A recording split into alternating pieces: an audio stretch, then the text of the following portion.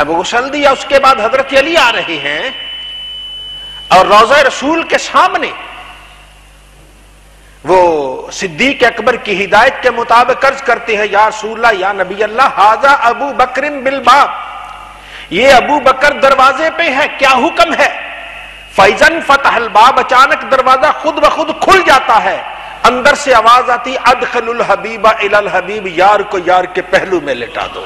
مزہ تو تب آتا ہے نا، اپنی ہستی کی نفی کی ہے، پھر آخری وقت یہ اعزاز ملتا ہے کہ اللہ تعالیٰ نے مہربانی کی کہ اس نبی کریم صلی اللہ علیہ وسلم کے پہلو میں جگہ مل گئی۔ اب یہ سب کو تو نہیں ملتی نا، یہ تو کوئی لے گیا، اب تو کوئی کسی کون آئے گا وہاں، اب تو بس جو ہونا تھا ہو گیا۔ لیکن اب ابھی اور کرم تو باقی ہیں، وہ تو ہو سکتے ہیں۔ نبی عربی صلی اللہ علیہ وآلہ وسلم کو ایک دن کسی نے دیکھا، سرکار انتظار میں ہیں۔ یا نبی اللہ کس کا انتظار ہو رہا ہے؟ فرمایا آج محمد بن اسماعیل بخاری، جسے ہم امام بخاری کہتے ہیں، دنیا چھوڑ کے آ رہا ہے، میں محمد اس کا انتظار کر رہا ہوں۔ خدمت حدیث کی تو اللہ تعالیٰ نے یہ انعام دیا کہ نبی کریم صلی اللہ علیہ وسلم اس کا انتظار کرتے ہیں، یہ اللہ تعالیٰ کی مہربانی ہے۔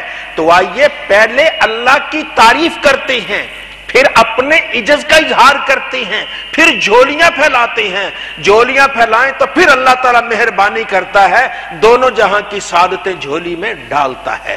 تو آئیے یہ دعا کا ایک طریقہ ہے، دعا کے مانگنے کا سلیقہ ہے، پہلے اللہ کی تعریف، پھر اپنی عاجزی، پھر اس کے بعد مانگتے ہیں۔ تو نبی عربی صلی اللہ علیہ وسلم نے یہ کہا بھی کسے؟ صدیق اکبر سے کہا کہ اللہ سے یہ دعا مانگو، یا اللہ مجھے اپنے نفس کے شر سے بچا لے۔ تو ہم دو سجدے کر کے کہیں جب ہمارا نفس مومن ہو گیا، یہ مومن اتنی جلدی ہوتا نہیں ہے۔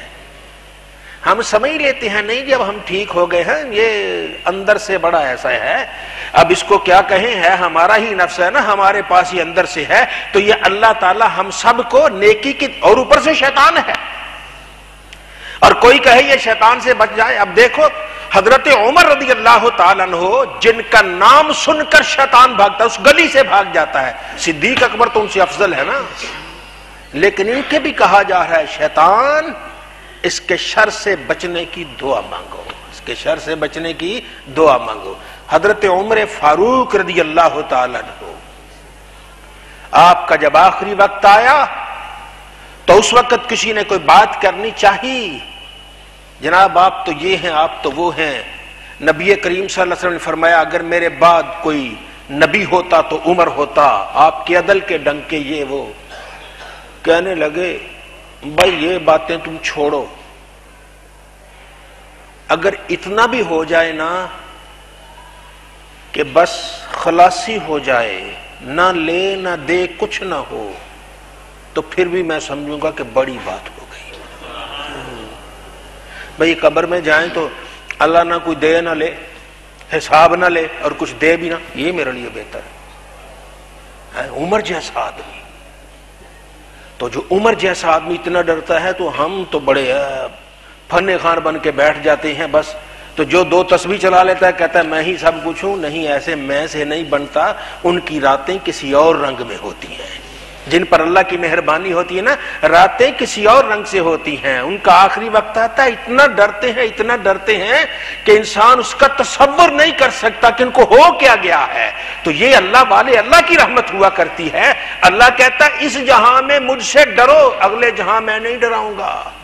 اگر یہاں تم بے خوف ہو گئے نا، پھر اگلے جہان دیکھو تمہارے ساتھ بنتا کیا ہے۔ تو اللہ تعالیٰ یہاں ہمیں اپنے خوف کی توفیق عطا فرمائے۔ جی چلیں بسم اللہ جی۔ بوقت صبح جب ہر سو اجالا ہو رہا ہو، سورج تاریکی کی موٹی چادر کو تار تار کر رہا ہو، اور شام کے وقت جب سورج ڈوب رہا ہو، تاریکی کرۂ ارضی پر بسنے والوں کو اپنی مضبوط گرفت میں لے رہی ہو، اس وقت ان الفاظ سے اللہ کے حضور دعا کی تعلیم دی گئی ہے۔ جس اللہ جل جلالہ نے اتنا بڑا نظام چلایا ہے، کبھی رات ہے کبھی دن، کبھی سردی ہے کبھی گرمی، کبھی بارش ہے اور کبھی خشکی، وہ اللہ اس سے بھی بڑے نظام چلانے پر قادر ہے۔ وہ اللہ جو انسان کو نیند سے ہمکنار کرتا ہے اور اسے جب نیند کی وادی میں دھکیلتا ہے تو اسے گرد و پیش کی خبر نہیں رہتی، وہ پھر اچانک اسے بیداری عطا کرتا ہے۔ روزانہ نیند و بیداری کا چکر اسی وحدہ لا شریک کی طرف سے فرزند آدم کو اس بات کی دعوت ہے کہ سوچ، جو اللہ روزانہ موت و حیات سے گزارتا ہے وہ اس بات پر بھی قادر ہے کہ جملہ کائنات کو یکبارگی موت سے ہم آغوش کر دے اور پھر سب کو زندہ کر کے اپنی بارگاہ میں کھڑا کر دے۔ ان کلمات طیبات میں اللہ وحدہ لا شریک کو آسمانوں اور زمین کا خالق، غیب و شہادت کا عالم، ہر چیز کا رب اور مالک کہہ کر پکارا گیا۔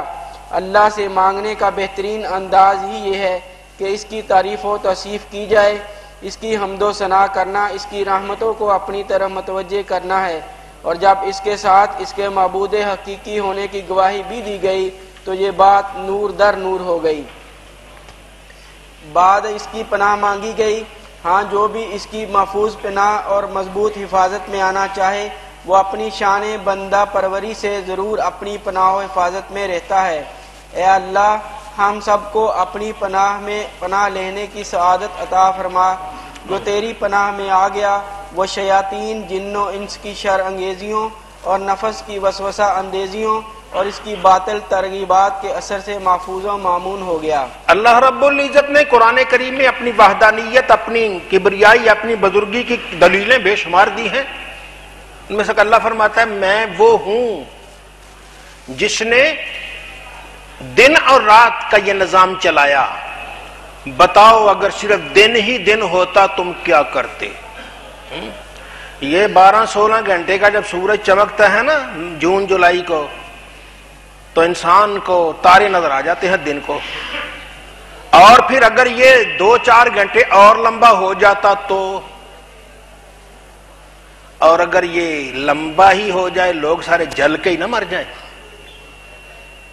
لوگ تو جل کے مر جائیں، کچھ نہ رہے، اور اگر رات ہی رات ہو لوگ سب برف بن کے ختم ہو جائیں۔ اللہ فرماتا ہے یہ دن اور رات کا چکر میری وحدانیت، میری کبریائی کی دلیل ہے۔ رب کا دلیل، رب تعالیٰ کی وحدانیت، اللہ خالق و مالک ہے۔ فرمایا اس کی ایک دلیل ہے میں نے تمہیں نیند دی ہے۔ ہم نے کبھی سوچا ہی نہیں، جن کی نیند اڑ جاتی ہے نا ذرا 2-4 دن ان سے پوچھو کیا بنتی، ان کو تو ہوش تک نہیں رہتا۔ اللہ تعالیٰ نے ایسا نظام چاہے، ہمیں نیند آتی ہے، نیند آنے کے بعد ہم جو دن بھر کی تھکاوٹ ہے پھر اس سے اچانک ہمارے اندر توانائی آ جاتی ہے، ہمارے اندر ایک بہتری آ جاتی ہے، تو یہ اللہ تعالیٰ کا ایک نظام ہے۔ تو رب تعالیٰ کی کبریائی، اس کی عظمت، اس کی بزرگی کا اظہار یہ اس کی رحمتوں کو متوجہ کرنے کے لیے ہے۔ جب یہ متوجہ ہو جاتی ہیں بندہ پھر ہاتھ پھیلاتا ہے، وہ کریم پھر اتنا کرم والا ہے، کسی کا ہاتھ بعد میں پھیلتا ہے اس کی جھولی کو پہلے بھر دیتا ہے۔ چلیے بسم اللہ جی۔ صبح و شام معوذات پڑھنا۔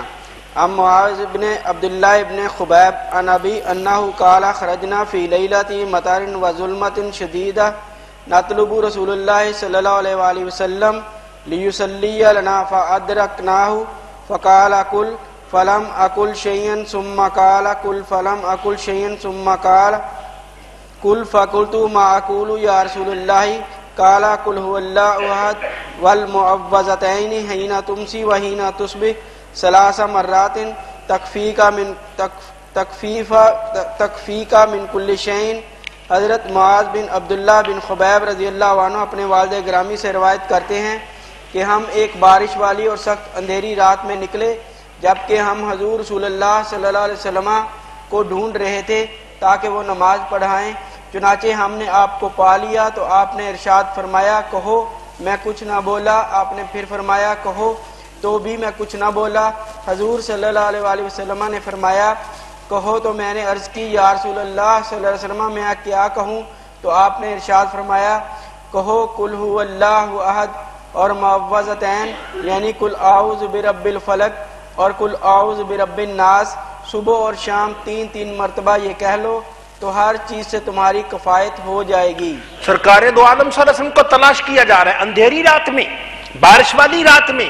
یہ سرکار کو تلاش کرنا صحابہ کرام کی سنت ہے۔ آئیے اندھیری رات ہو، بارش ہو رہی ہو، تاریکی ہو، اس وقت کبھی اللہ کے نبی کو دل کے زبان سے آواز تو دے کے دیکھو۔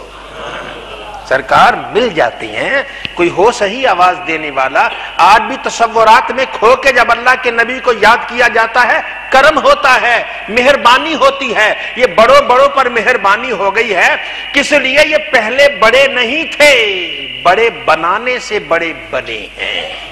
یہ اللہ کا انعام، یہ رب تعالیٰ کا لطف و کرم ان پر۔ اور ان پر یہ ہے کہ جب سرکار دو عالم صلی اللہ علیہ وسلم مل جاتے ہیں، سرکار سے کچھ مانگنے کی کیا ضرورت ہے؟